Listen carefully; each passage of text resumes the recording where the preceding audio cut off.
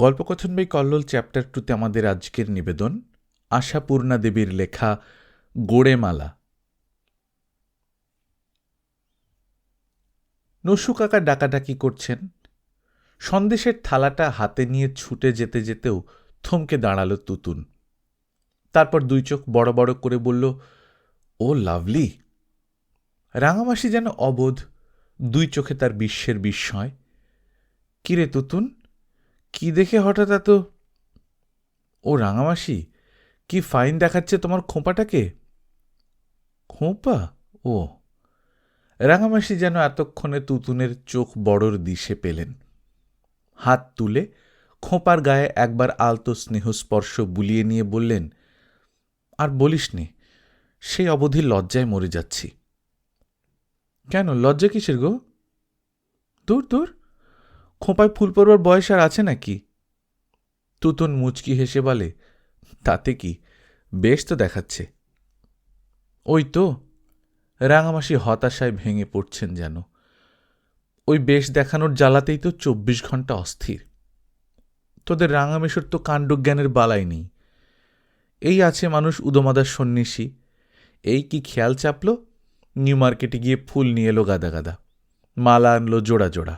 নাও, তাকে খোপায় পড়ো, গলায় পড়ো, না পড়লেই রসাতল। বলো কি রাঙামাসি, এই ব্যাপার? যাই বলো, রাঙামেশকে দেখলে কিন্তু। আর বলিস কেন, বর্ণচোরা আম। এই দেখ না, এখানে এই হাজার লোকের মাঝখানে টুক করে এক ফাঁকে এসে মালা গাছটা চাপিয়ে দিয়ে গেল মাথায়। লজ্জায় মরছি সেই থেকে।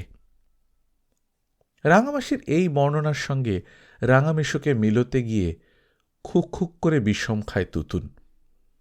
ওদিকে সন্দেশ সন্দেশ রব উঠেছে, অতএব উত্তর মুলতবি রেখে বিষম চাপতে চাপতেই ছুটে চলে যেতে হলো তুতুনকে। নসু কাকা ওর হাত থেকে থালাটা প্রায় ছিনিয়ে নিয়ে পরিবেশক ছোকরাদের হাতে চালান করে ধমকে ওঠেন, সন্দেশ আনতে যে বুড়ো হয়ে গেলি, সাদে বলি মেয়েদের দিয়ে কোনো কাজ হয় না? না, হয় না। তুতুন বিষম খাওয়াটা শেষ করে নেয়। মেয়েদের যে কত জ্বালা জানো না তো, পড়তে যদি আমার অবস্থায়। হাসতে হাসতে চোখ মুখ রক্তবর্ণ করে কাঁদো কাঁদো হয়ে ওঠে তুতুন। কিরে, কি হলো? উফ নসু কাকা, সে এক কাণ্ড।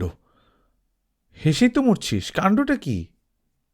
কাণ্ড মানে সে এক দৃশ্য, বলছি বাবা বলছি, এক গ্লাস জল দাও তো আগে। হাসির গন্ধে আকৃষ্ট হয়ে ইত্যবসরেই এসে জুটে যান বাঁশি পিসি আর আশু কাকা, সেজদি আর রত্না বৌদি। ব্যাপার কি, এত হাসি কিসের?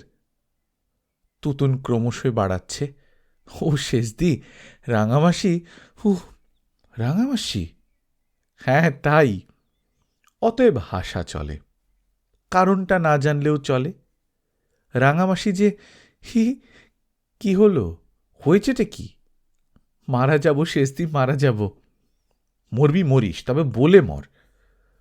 ও শেষদি, রাঙামাসির খোঁপায় গোড়েমালা, বেলফুলের।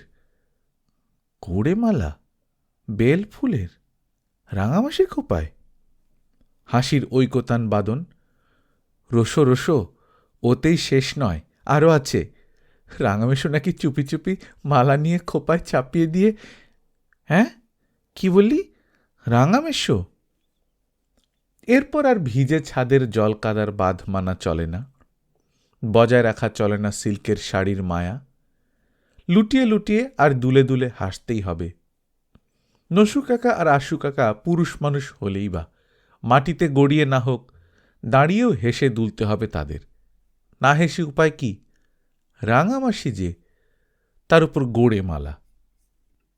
হাসি থামিয়ে বাঁশি পিসি বলেন, তবে যে একটু আগে বলছিল, ও আমাকে পৌঁছে দিয়ে চলে গেল ভাই, ওর শরীর ভালো নয়, নেমন্তন্ন বাড়ির খাওয়া ওর সয় না। ওগো তারই ফাঁকে টুপ করে বর্ণচোরা কি না? কি বললি? বর্ণচোরা? আমি বলিনি বাপু, রাঙামাসির নিজ মুখ নিশ্চিত বাণী। তিনিই বললেন, দেখতে ওই রকম সন্ন্যাসী সন্ন্যাসী, আসলে বর্ণচূড়া। রক্ষে কর তুতুন, থাম, আর হাসিয়ে মারিস নে।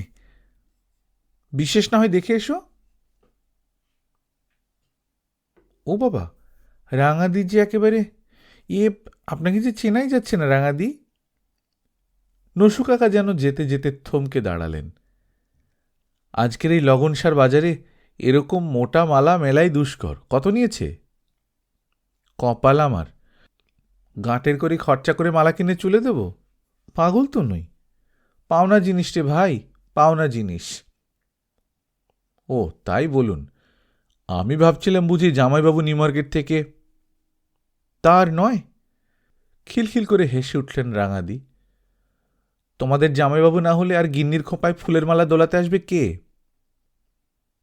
এইখানেই লাভ হলো। ওই যে কে যেন ছেলেটি তোমাদের বরকনের মালা আনছিল, কি খেয়াল চাপল তার, আমার খোঁপা একটা মালা চাপিয়ে দিয়ে গেল। খামখেয়ালি ছেলেটা। তাই নাকি? মালা আমাদের আশু এনেছিল না? মুহূর্তের জন্য কি একবার কেঁপে উঠলেন রাঙামাসি? না, এরকম ঢের আক্রমণ তার গা সহা। মাথা নেড়ে বললেন, ওমা না তো। ওই যে ওই ছেলেটি, কি যেন নাম, ঠিক মনে পড়ছে না। ফর্সা রোগা ঢ্যাঙা, দিয়ে গেল আহ্লাদ করে, তাই আর খুলিনি। লজ্জার মাথাকে মাথায় বয়ে বেড়াচ্ছি। কাজের বাড়ি, দাঁড়িয়ে কথা বলার সময় নেই। নসু কাকার ঘাড়ি আবার মেয়েদের খাওয়ানোর ভার। ছুটে চলে যেতে হলো নসু কাকাকে। আর একটা ব্যাচ বসিয়ে দিতে হবে। রাঙাদি খেয়েছেন নাকি? বাঁশি পিসি খোঁজ নিতে এসে থমকে দাঁড়ালেন, যেন থমকে যেতে বাধ্য হয়েছেন এই ভাব। ও বাবা, রাঙাদি, এখনও তো আপনার প্রাণে বেশ শখ আছে দেখছি। কেন রে বাঁশি? রাঙামাসি অবাক চোখে তাকান। পরেছি তো শুধু এই একটা ঢাকাই শাড়ি আর সাদাসিধেই অর্গ্যান্ডি লেসের ব্লাউজটা। বিয়েবাড়িতে কি একটুও সাজব না? শাড়ি ব্লাউজের কথা কে বলছে? আমি বলছি খোঁপার কথা। যাই বলুন, আপনাকে প্রায় বছর 10-15 কম বয়স দেখাচ্ছে। 10-15 বছর। কি যে বলিস ভাই। তবে হ্যাঁ, তোদের জামাইবাবু মাঝে মাঝে বলে বটে, তোমার বয়সটা কি উল্টো দিকে এগোচ্ছে। বলেন তো? তাহলেই বুঝুন, চিন্তাশীল ব্যক্তিরা যে প্রত্যেকে একই কথা চিন্তা করে থাকেন, এই তার আরেকটি প্রমাণ। চিন্তাশীল? চিন্তাশীল না হাতি, ঘোর খামখেয়ালি।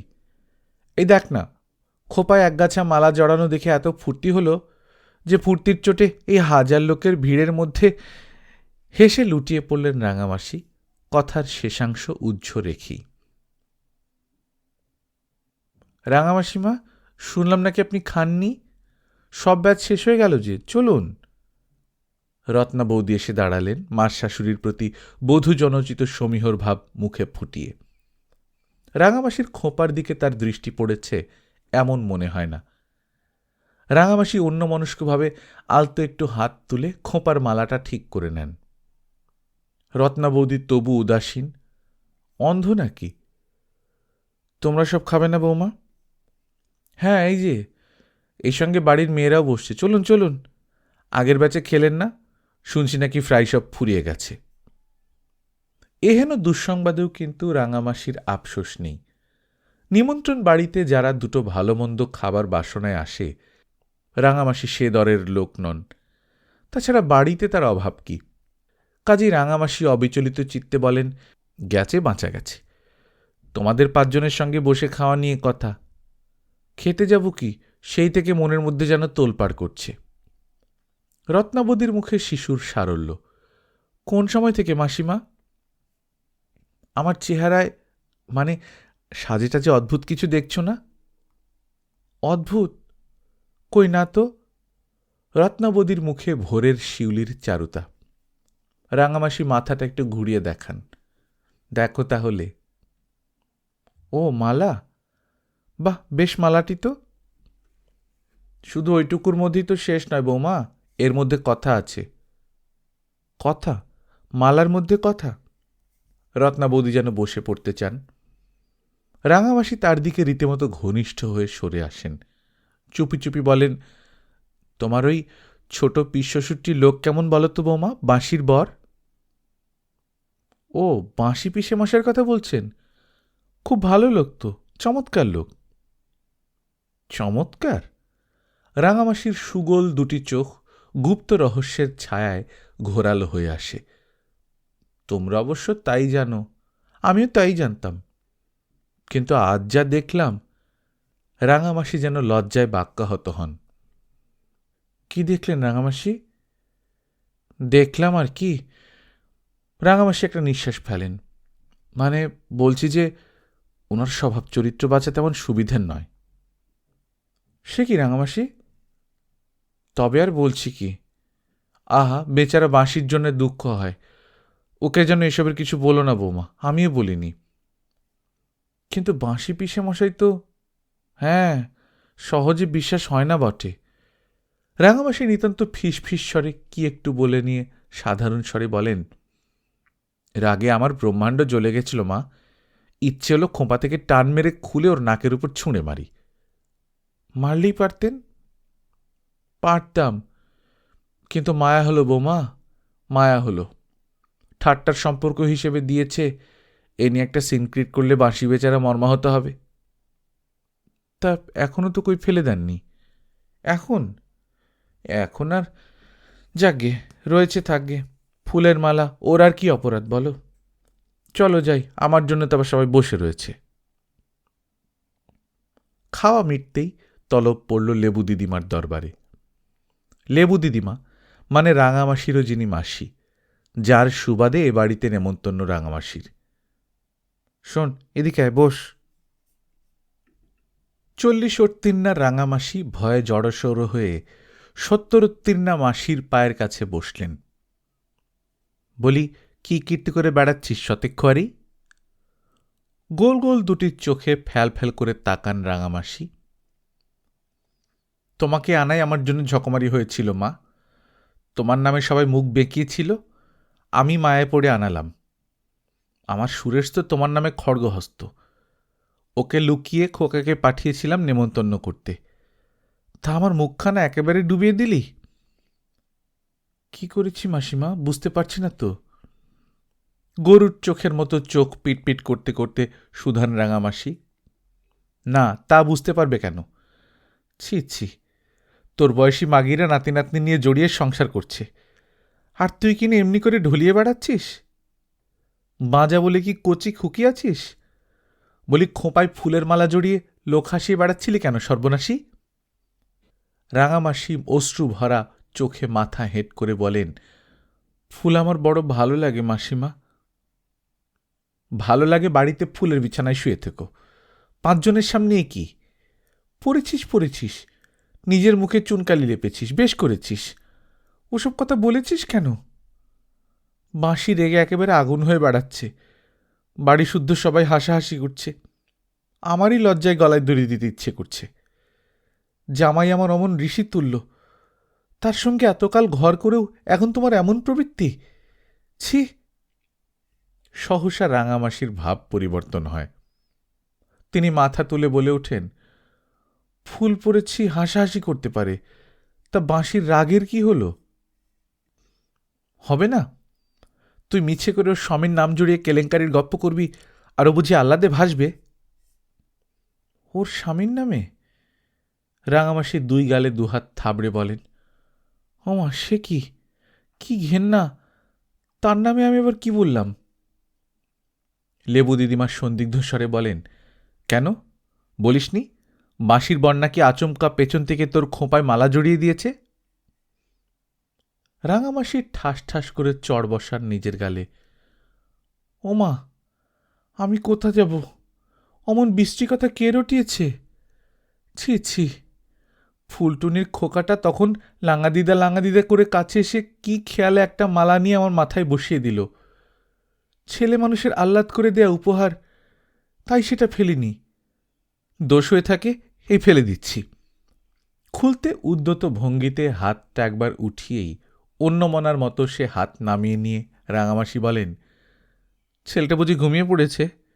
না হয় ডেকে জিজ্ঞেস করো।